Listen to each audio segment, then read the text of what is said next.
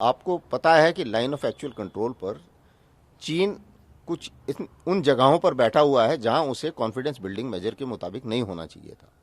अब उनको वहां पर बैठे रहने नहीं दिया जा सकता। टॉक्स से वो खींचते जा रहे हैं लेकिन वहां से वापस नहीं जा रहे हैं। तो उस हालत में हम एलएसी को उस जगह पर फ्रीज नहीं कर सकते क्योंकि वो भारत के एडवांटेज में नहीं है। उसके लिए भारत ने कुछ प्रोएक्टिव एक्शन पहले लिए, कुछ हाइट्स ली थी, जैसे कैलाश रेंज में भारत आ गया था, और कुछ और एक्शन भी लिए जा सकते हैं सर्दियों के दौरान, क्योंकि भारत फौज में एक काबिलियत है कि हम सर्दी के दौरान भी एक्शन कर सकते हैं। तो अगर कभी भी हम इस किस्म का छोटे एक्शन करेंगे, टैक्टिकल एक्शन करेंगे, प्रोबिंग एक्शन करेंगे, या कोई जैसे इनको जो मिलिट्री लैंग्वेज में हम लोग बोलते हैं इंप्रूवमेंट ऑफ डिफेंसिव पोस्चर, अगर उस पोस्चरिंग के एक्शन करेंगे तो जाहिर है कि जब इस किस्म के एक्शन होते हैं तो एस्केलेशन लेवल बढ़ सकता है, और जब एस्केलेशन बढ़ सकता है तो वो एक बड़ी लड़ाई की तरफ आगे ले जा सकता है।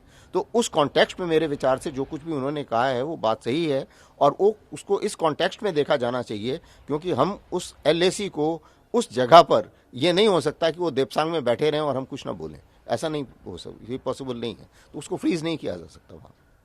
सर जो है करतारपुर गुरुद्वारा जो इंडियंस भी बहुत सारे उधर जाकर के दर्शन करते हैं, उसको सर एक सिख बॉडी अभी तक उसको माइनॉरिटी बॉडी देख रही थी, अब उसको जो है नॉन सिख बॉडी को हैंड ओवर कर दिया है, उसका सारा देख रेख वो बेसिकली आईएसआई उसको रूल करती है।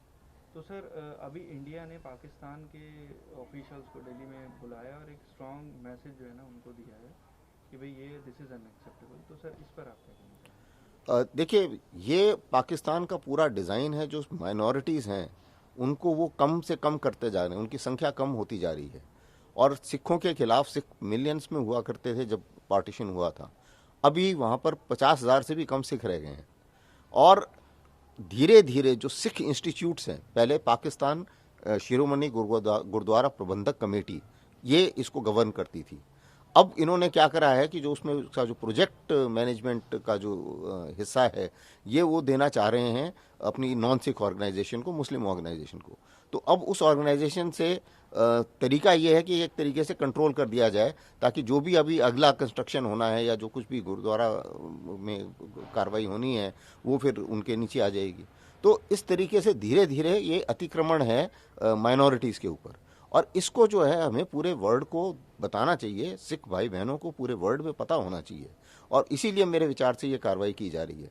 दूसरी बात मैं इसी के साथ कनेक्टेड है कि अगर आप याद करें, कुछ समय पहले करतारपुर के ही ग्रंथी की लड़की का एब्डक्शन कर दिया गया था और उसको फोर्सफुली मैरिज शादी करवा दी गई थी मुस्लिम से। तो इस किस्म से तो वो करतारपुर को डील कर रहे हैं, और करतारपुर की इज्जत जो है वो हम सब जानते हैं सिख भाई बहनों की नज़रों में और सारे पूरे वर्ल्ड की नज़रों में, हिंदुस्तानियों की नज़रों में क्या है।